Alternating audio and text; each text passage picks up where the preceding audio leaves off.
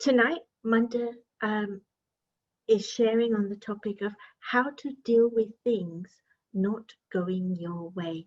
Manda is the um, coordinator of the Global Retreat Centre in Oxfordshire. It's our Brother Brahma Kumari's main retreat centre in this country. She is also responsible for activities in the north and south of England. And I think the thing about Manda is that she explores spirituality for everyday living and using. If it's not helpful, why bother with it? I guess is the approach I've seen Manda explore. Tonight, we're inviting her to share what it means when things are going wrong, and do you give up or do you fight? Do you hope, cope, or mope? Pretty much. A bit of everything sometimes. So I'm going to hand over to Manda in just a moment. After her talk, Manda will do a short meditation, and then after that, she will be answering any questions you put to us through the question and answer link.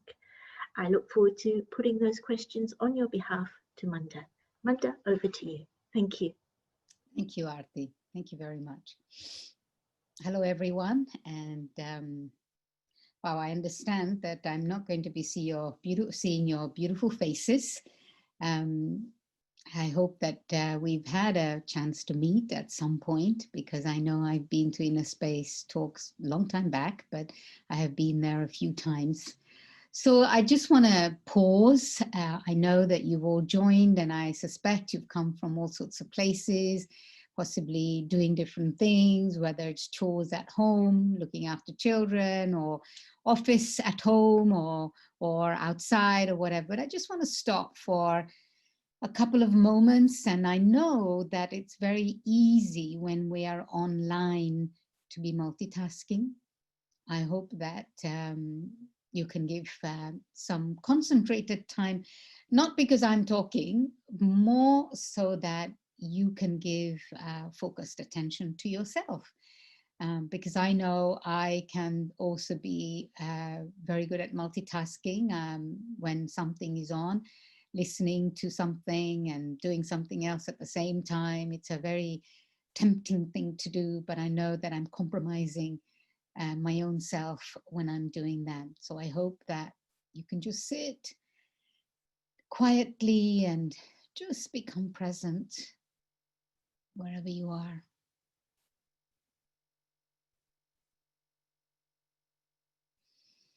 And just breathe.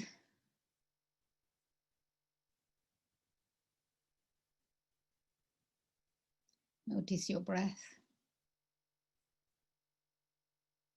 And notice its effect as you become quiet and still, really. Almost as if your breath slows down.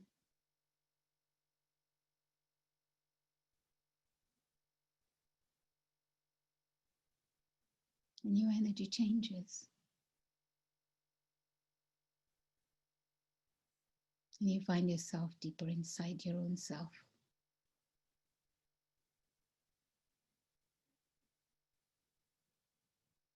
Silent, quiet, and held. Held in the deepest, the softest, and the most gentle state of being.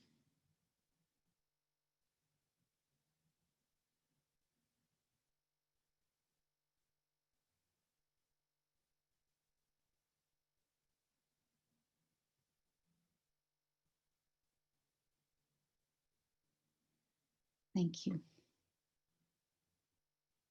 Om Shanti. Those of you who are not familiar with Om Shanti, it's a greeting of peace. Om, I am, Shanti, peace. Now we often get asked the question, What is the aim of your practice of meditation? And I would say our practice is Om Shanti, and our ultimate goal and aim is also Om Shanti. It is only when you practice something that you can become that at the end.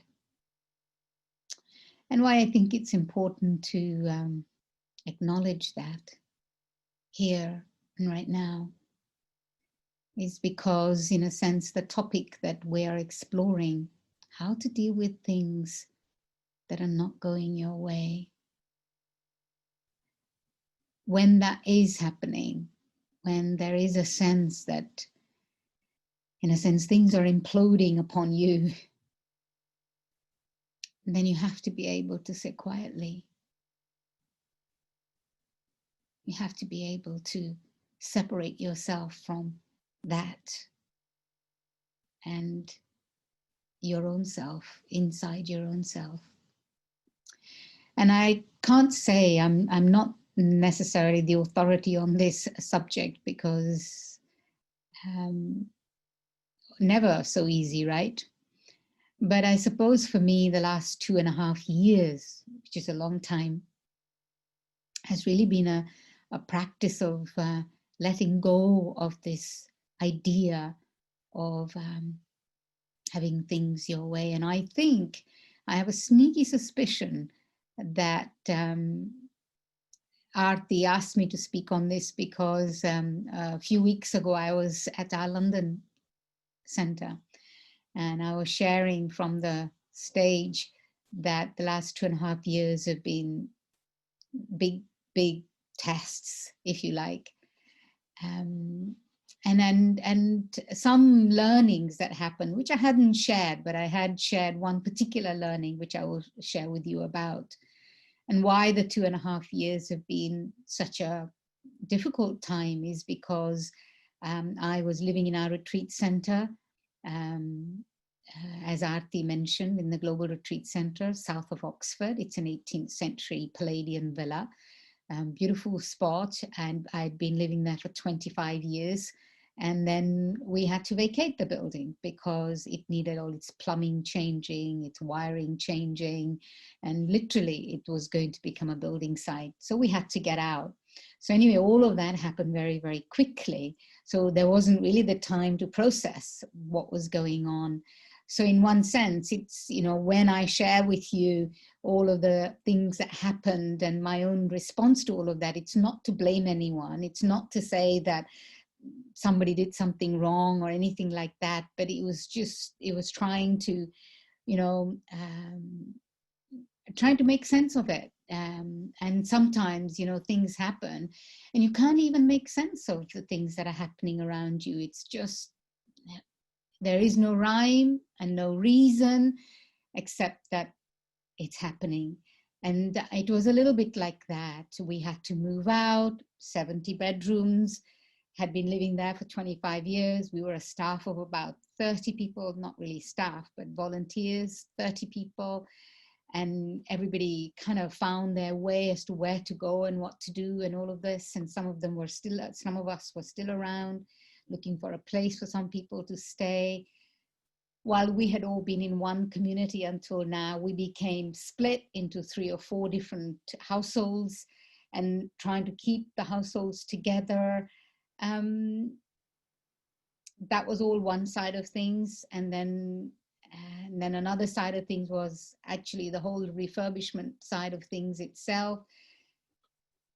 The powers or those who were working on the project decided that we had to hire a professional team, and that those of us who had been there, living there, perhaps, you know, we don't get involved in that side of things, which was also a bit strange because we'd gathered 25 years of experience and yet no input from any of us. So all of this, so you can imagine, right? And I'm now living in a different place, wondering how to be able to contribute in the best way possible. So all of this was going on. And so this is what I was really referring to when I said that 2.5 years had been big tests. So yeah, I actually went through different phases of hoping and moping and all of these different adjectives that Aarti used. I went through the phase of all of that. But yet then along the way, realizing amazing learnings that have happened. And even though I say amazing learnings have happened, I wouldn't necessarily say that I've become proficient at those learnings either. I'm still on the journey of learning those things. One of which was that the most important thing when things are going completely haywire is that I need to make sure that I stay in a space of calmness and kindness to my own self. And what I mean by that is that if there is frustration, if there is anger, or when there is frustration, when there is anger, when there is upset, I'm the one who is suffering. And situations are occurring as they are. And from that place of upset, that place of being left out, from that place of being rejected, I myself, I'm not being kind to my own self. And therefore, I'm not gathering positive energy within my own self. What I'm really doing is I'm becoming very frail, and I'm becoming a victim of situations and circumstances outside of me. So I think the first thing is to be able to just very simply separate that which is happening outside of me and how I feel inside of me. You know, from my spiritual journey, I've learned that what it is that makes me feel upset or hurt about things not going my way is that my internal state of being still relies on what's happening outside of me. When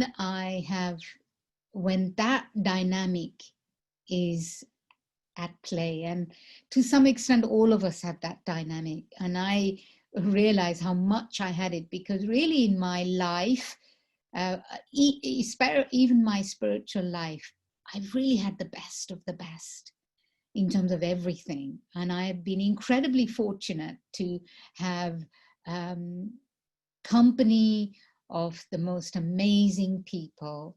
I've had physical facilities that are the most comfortable. I've had opportunities to learn so many things that I would never have learned had I not been on this spiritual exploration.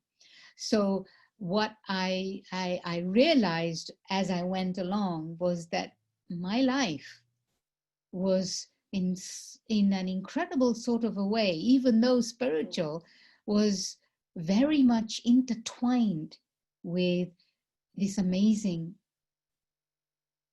life that I had, in the sense that my internal state of being was very much dependent on all this amazing stuff that I had outside of me. And so when situations go the way they go and they're not quite the way that I want them to be, that's the time to assess my own self.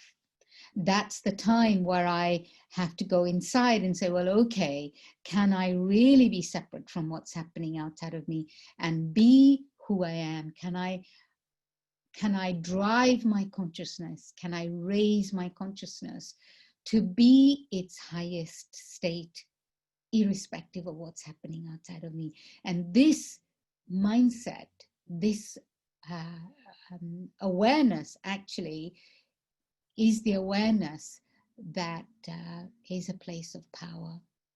And I think that this is also something that we're realizing now with COVID, with lockdowns, where all of our ways of working are changing so much that we're realizing that this is what we have to learn to work with what we've got. Whilst we have all of those external facilities, external situations and circumstances to our preference, to our liking, great, but when they're not, then can I go inside myself? Can I practice being introverted? I'm an extrovert by nature. And so for me, talking to people and, engage in activity comes so naturally. Yet I also do have an attraction to introversion, a pull to introversion. But if there's something that's going to pull me outside, I'm there. So all of these things, I just saw it was taking me inside myself. When Aarti asked me, what do I want to do in my spare time? What I really want to do in my spare time nowadays is just sit quietly, stare at the ceiling, and just be okay with the fact that I can be free and not feel compelled to action and interaction and talking and absorbing information. So this is the first thing that I realize, that I have to be calm, separate myself from what's going on outside of me. The second aspect that became very useful for me was just acceptance, and on the basis of acceptance, surrender in the sense that the situation is what it is. So many factors have come together to make that happen.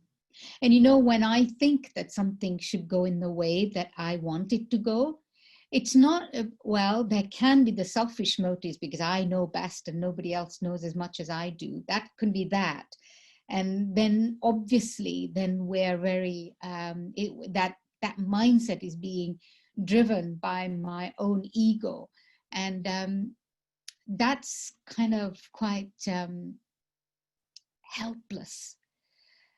But let's say that it's not even being driven from a place of ego. Let's say you feel, let's say in my situation, I was in that place for 25 years. I knew every corner of that building. I knew what worked and what didn't work and what could be better. I knew all of that. And yet here I was being told, we don't want to hear anything from you. Stay out, basically. We don't need you. We want professionals to be doing this. And yet here was an opportunity to improve upon something, right? But I wasn't there. I wasn't meant to be involved. And so it could be. So the second type of wanting things your way was because I know I can contribute something meaningful to this. But yet my contribution is not required for whatever reason. So I accept that my contribution is not required right now and make peace with it. Surrender. When you let go of control over what you think something should be, imagine the amount of work that have been involved in something like that too.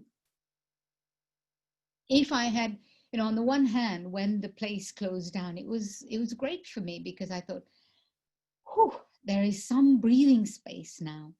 And had I been so fully involved in all of that, I wouldn't have had a breathing space. I would have been so caught up in it.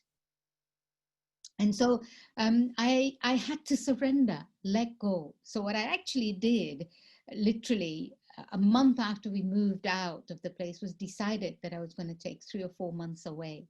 So I went to America, I went to South America, I went to Central America, not just traveling and doing nothing, but actually I wanted to be able to take time for myself. So I let go of the situation. I let them take care of whatever it is that they needed to take care of and I took 4 months away. I physically wasn't present here for 4 months that first year.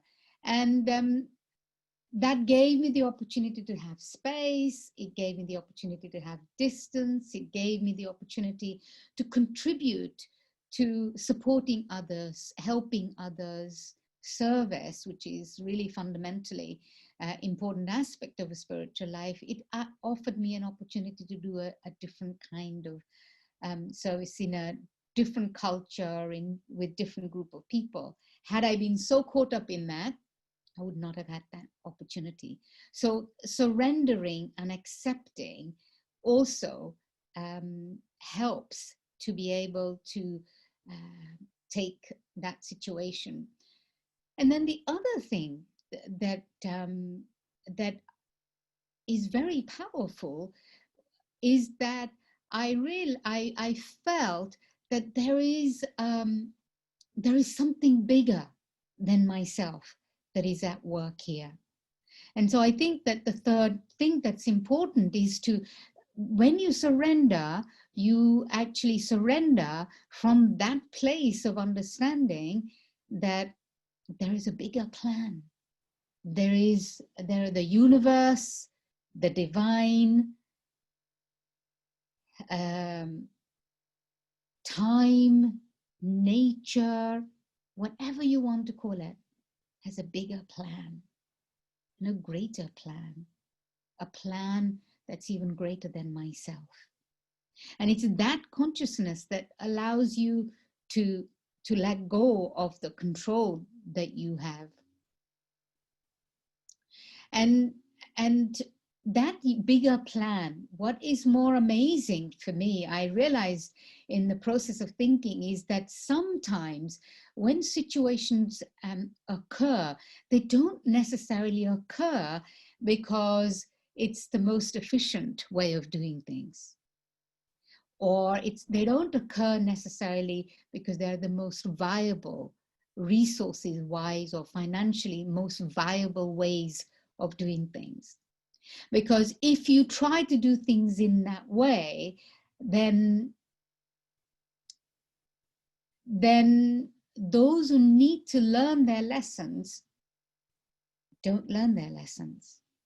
So in order for people to learn things, in order for people's boundaries to be pushed, in order for people to expand their horizons, if you like, things have to happen that push those boundaries. So, you know, when complications or difficulties come, they come because someone, somewhere, and in this case, it could even be me, that physically, intellectually, or in terms of offering solutions, I might know, but I needed to learn different lessons here. I need to learn the lesson of patience. I need to learn the lesson of tolerance. I need to learn the lesson of letting go. And because of that, because I had to learn those lessons, probably in a hard way, those things needed to happen. And sometimes when things happen in the way that you might think are not most efficient, there might be more finances involved. There might be more resources involved. However, there are a lot of people learning a lot of amazing things. You know, Brahma Kumari's work on the basis of, we're all volunteers. None of us are skilled staffs at what we do. Really, the amazing thing is that we learn on the job. But I think more importantly, we learn by being silent. We learn by allowing ourselves to be guided. We learn by allowing ourselves to be open. So the learning is happening, you might say, not in an intellectual way. The learning is happening in a more intuitive way. So my learning, my lessons were different lessons, but there are other people involved in this huge project of renovating an 18th century Palladian villa, who may not, from the BK side, who may not necessarily be skilled at what they're doing, but they are giving their life, they are giving their time, they are giving their energy, they are giving their skills, even no matter how compromised their skills might be, but their skills, their ability to contribute have to expand. And so they could only expand if this was happening, if they were allowed to carry on, allowed to get on with what they're doing. So this notion that there is a bigger plan, there are bigger lessons to be learned, is a very powerful thing.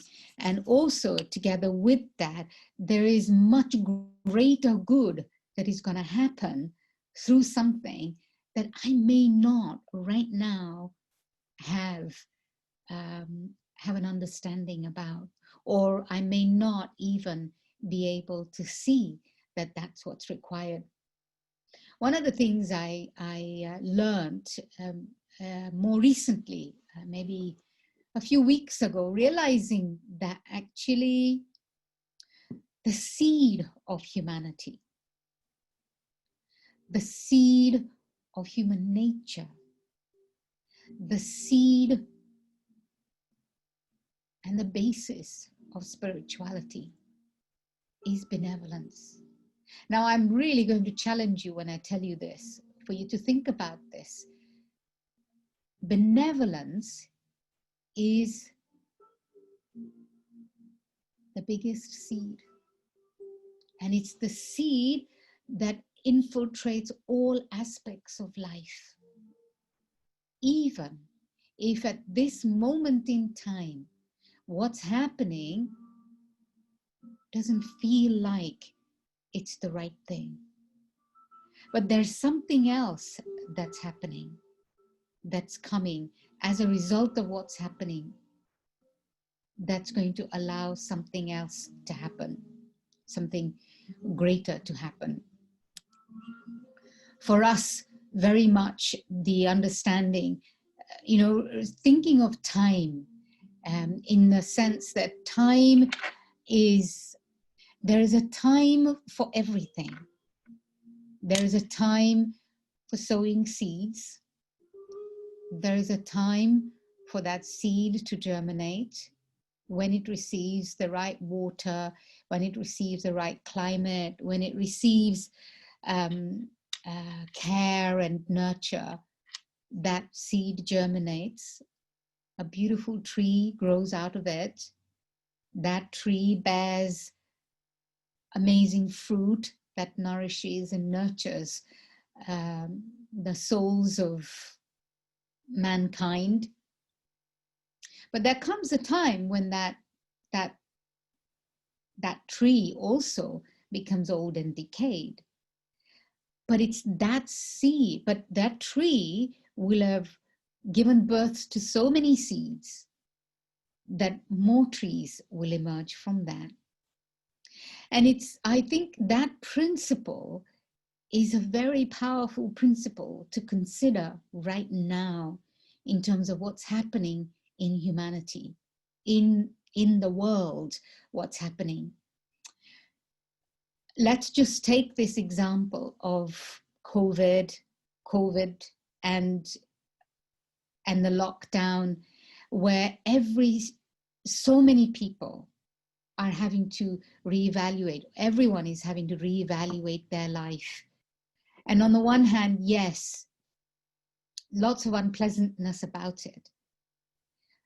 so many people who are not even on a spiritual journey, I'm hearing them say, well, I'm really taking, and it's not that they're economically very well off or anything like that. Their lives are simple, but they realize how their lives could be even simpler, and that it's possible to learn to live in the way that actually nourishes our souls.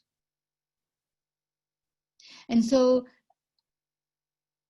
if I can keep in mind, and I have to tell you, and it's something that I use more and more nowadays, and I have to remind myself on a regular basis, the nature of benevolence of everything. I'm not there necessarily, but I do remind myself, and it really comes from that place inside me where I think that just see the benevolence of everything.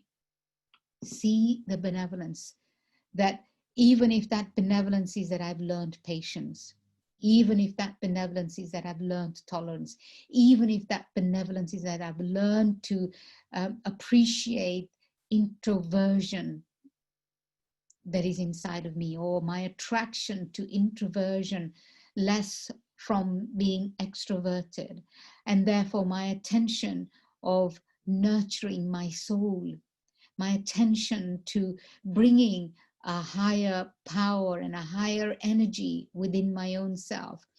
That was always present in my life, but it not in the way that it still needed to be present. And I'm seeing that the more I begin to be conscious of the deeper secrets, and the secrets that I don't even know that are happening, that are to occur. But those secrets, the secret that I know is that everything is going to be okay. Everything is going to turn out fine, providing I keep myself in that place of peace, in that place of benevolence, in that place of kindness, in that place of love. Love as a universal energy. Love as in, if in a sense, if you ask me to define love, I would say love means to learn to accept everything and everyone for who they are and what they are. This is, in one sense, you might say it's a very simplistic definition. But the love that I am talking about is spiritual love. Love that's not a contract. Often love becomes a contract between relationships, and it's a contract, we don't even realize that it's become a contract. Love that's not a commodity. Love that is an energy of acceptance, giving and receiving that's latent within each one of us. But for that, I do need to get to that place where I know that my resource of my well-being lies inside myself.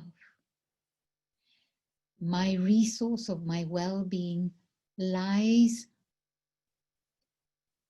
in my connection with the divine, in my relationship with God, in my relationship with that constant,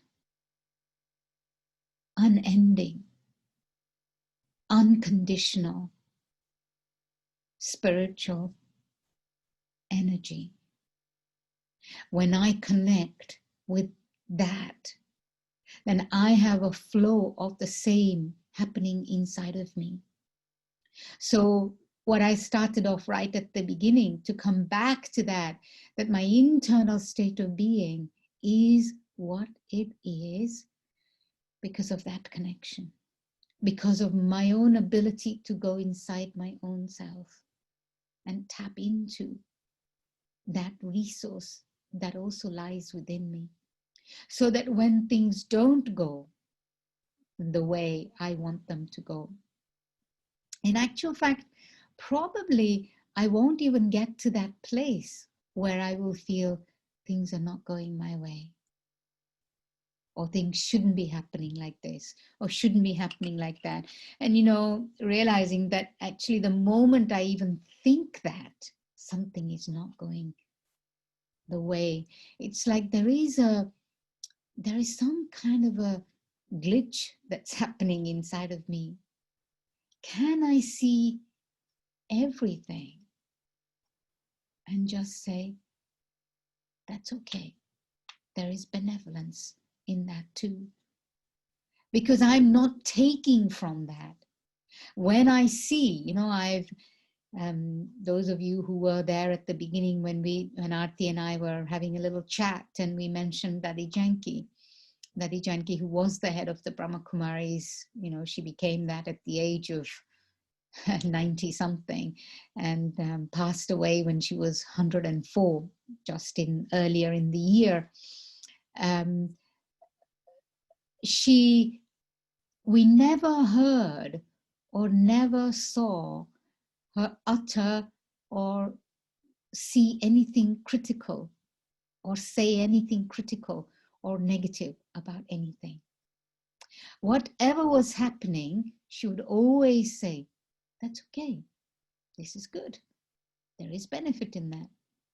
And I saw even turn things around. If something was happening and we might, as an observer, think, well, this is not right. I have observed her turning it around and actually making it positive. So for me to say that something is not going my way, I think I need to change my own vision towards that. That whatever is happening, can I even not get to all these factors that I spoke about already? It's a journey that I went through. I didn't get to that place straight away where I could say, it's okay, no, things is going and whatever is happening, it's fine and I don't mind. I didn't do that. But I can see now that as my consciousness elevates, as I can remain more and more connected within my own self and stay in that place of abundance, of spiritual energy, of love, of benevolence, which is greater than feeding my own ego, then I can see the possibility that it's fine, it's okay. There is benefit in that too. So for me, the last 2.5 years have really been about that. And really this realization of benefit, if you like, benevolence, has just occurred a few months ago. And I could reel off personally all the benefits that have occurred for me. And there's something else right now that I'm dealing with. And I know there is benefit in it. I know that it feels difficult. It feels even painful at times. But I know that the best thing is going to come out of it. So I'll stop here and let's just do a few minutes of meditation together. Just become quiet and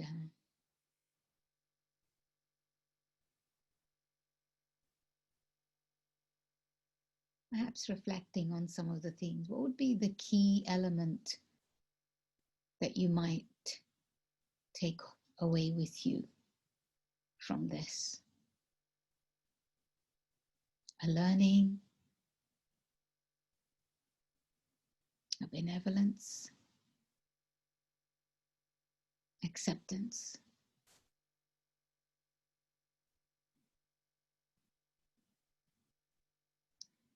There is a bigger plan,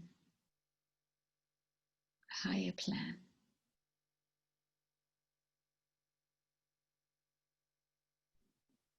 When I think about that plan, I don't know it, but I know that there is benefit in that. And it's as if I release and relinquish my hold on that situation. The situation doesn't hold me. I hold it.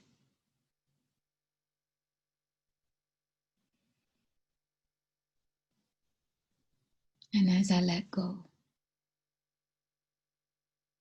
there is a sense of peace, a sense of power,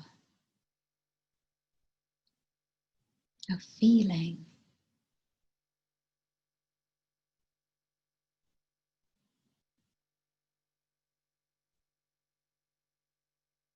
that what is more important, what is my bigger contribution to the situation, is my good wishes, my trust. I trust. In fact, I make an offering of trust to that situation.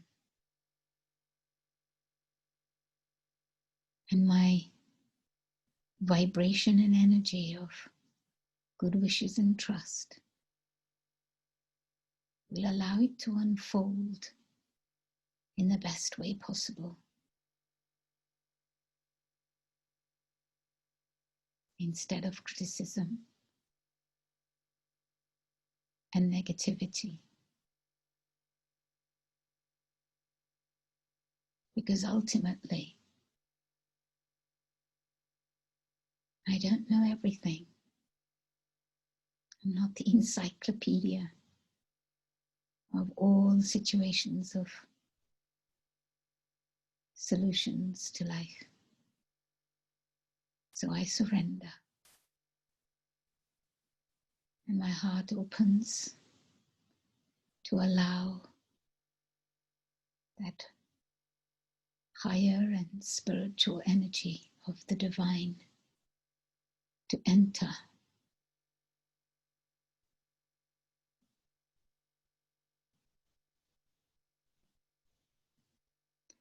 Not only my own heart, but that situation too.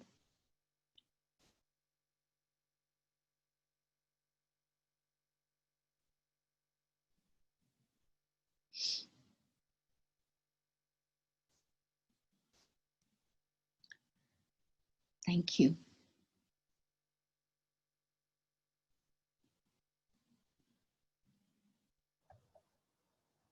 Thank you, Mandy. That was really lovely. Questions are, I'm sure people are just now picking up and sending in their questions. So I'm going to start with this thing of patience and trust. And how do you access those in yourself when things are going wrong and you're in the mope sector? How do you how do you reach in and pull out that patience or that trust?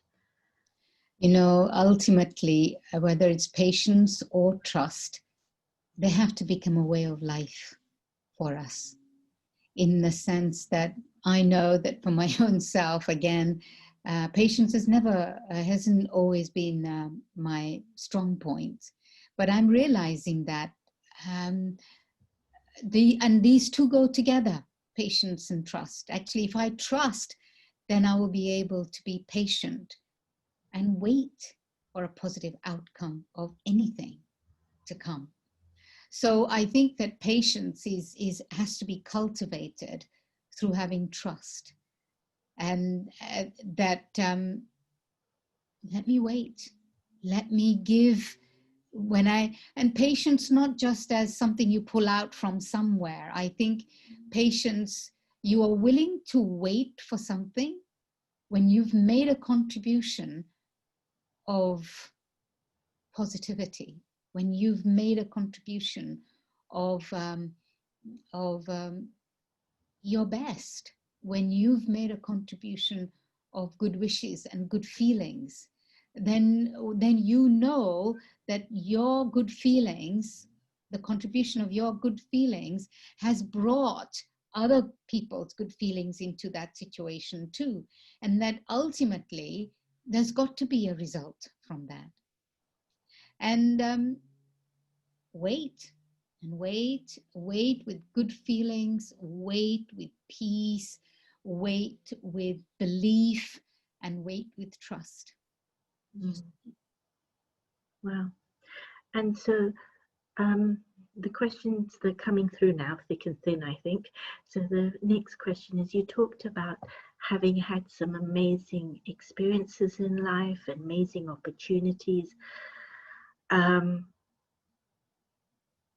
But what if you've had a run of really bad luck or bad, you were handed a bad hand in life and nothing or very little has gone right in your life for you? I think that two things that comes to my mind. It's true I had that, but you know, in the last little while, it's not that I'm feeling that I've had a bad hand, but there is a feeling of a sense, if you like, of I've got to make something else happen. And what I'm realizing, even in that situation, instead of fighting that situation or fighting a state of being in which you think that things are not working out, it's just saying, okay, this is what I have right now. How can I go keep on creating positive feelings inside my own self, but actually physically go and do positive things, good things from my side? Let me contribute in a positive way to other people's life, whether it's through my thoughts, through my feelings, through my you can sit and mope, or you can sit and make a list of all the things that haven't worked out for you, or you can also sit and make a list of things that have worked out for you as well. And these are the times when you have to reach into gratitude and appreciation. If nothing else, if you've got a roof over your head, if nothing else, if you can, when I can eat, we can either hope for 5-course meal or just a meal. It's a question of changing my vision at times too. And when I can change my vision, I think I can change my reality too. And in some ways, I'm already working with that. Physically, I might be okay, but internally, this feeling that can come over sometimes, something's not working for me right now.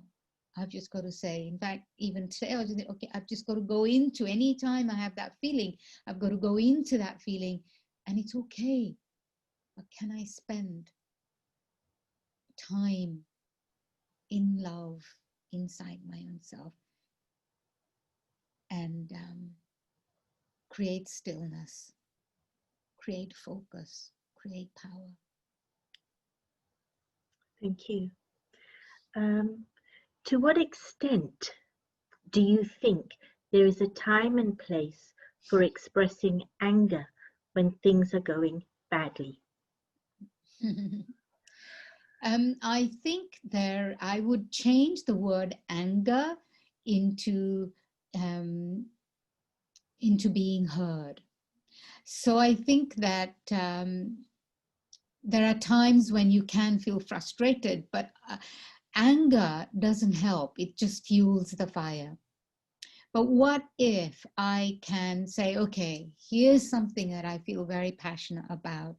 Can I come to a place of calmness inside myself and express with clarity what it is that I am feeling?